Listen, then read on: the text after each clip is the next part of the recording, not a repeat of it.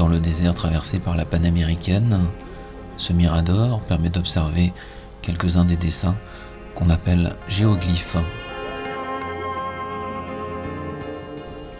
Bien que longue de 45 mètres, il n'est pas facile de distinguer les mains. Celle de gauche a 5 doigts, celle de droite n'en a que 4.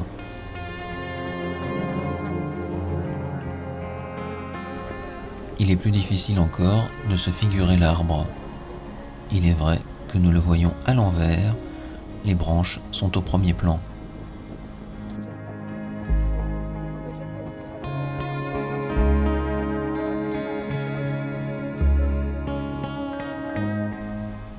Pour découvrir les géoglyphes, le mieux est encore de prendre l'avion.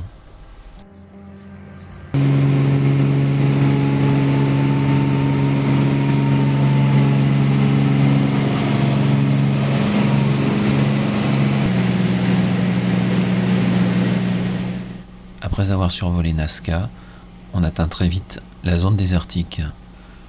On distingue le lit d'anciennes rivières, puis un peu plus loin, les premiers géoglyphes en forme de trapèze. Certains ont vu dans ces gigantesques lignes, creusées à l'époque des Nazca, des pistes d'atterrissage destinées aux extraterrestres.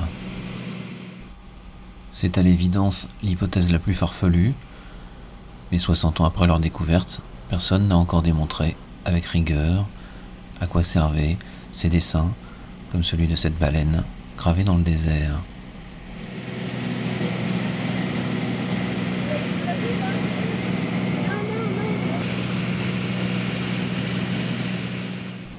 Plus troublante encore, cette figure appelée l'astronaute, qui lève la main vers le ciel, comme un signe adressé aux dieux.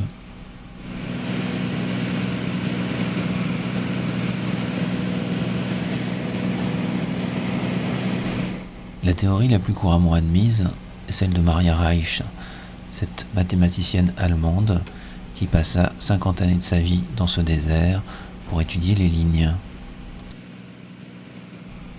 Selon elle, ces figures et ces lignes étaient liées aux constellations, aux solstices et aux équinoxes. Leur but était de servir de calendrier astronomique géant. Selon Maria Raisch, pour tracer leurs dessins, comme ce condor, les Nazca auraient utilisé de longues cordes attachées à des piquets et les figures auraient été dessinées au moyen d'arcs de rayons divers. Des théories plus récentes avancent que les lignes et les figures de Nazca, comme cette araignée, seraient des formes d'offrandes renouvelées pendant des siècles au culte de l'eau et de la fertilité, dans la lutte permanente des Nazca pour survivre dans le désert. Est-ce que ce colibri livrera un jour son mystère ? Rien n'est moins sûr en l'absence de tout écrit dans la civilisation Nazca. Mais nul doute qu'il attirera encore beaucoup de chercheurs et de visiteurs dans le désert péruvien.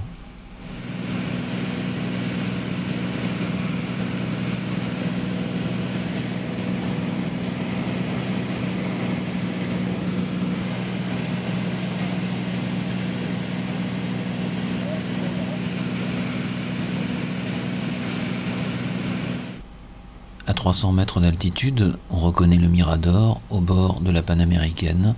Nous survolons les mains et l'arbre.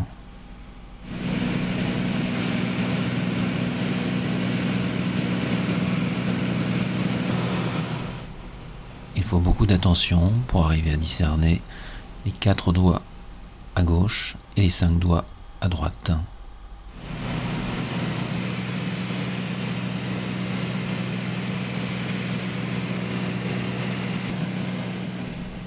Le parihuana, ou le flamand, est la figure la plus longue.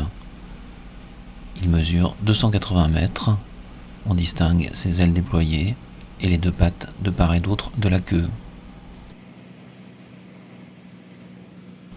Quant au perroquet, on le reconnaît surtout à son bec, et certains y voient plutôt une libellule.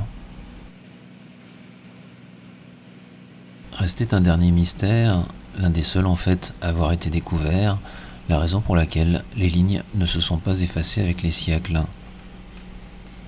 C'est la configuration même de ce plateau désertique qui a évité l'accumulation de sable. Les lignes se trouvent dans une dépression protégée par les Andes et par une chaîne de montagnes.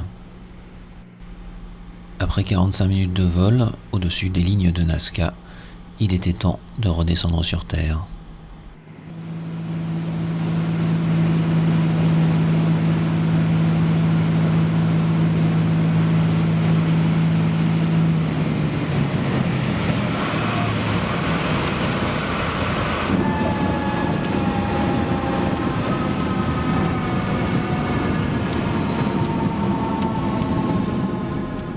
Après ce qui fut pour moi un superbe baptême de l'air en monomoteur, il ne restait plus qu'à méditer, au bord de la piscine de l'hôtel Nazca Lines, sur les nombreux mystères des civilisations précolombiennes.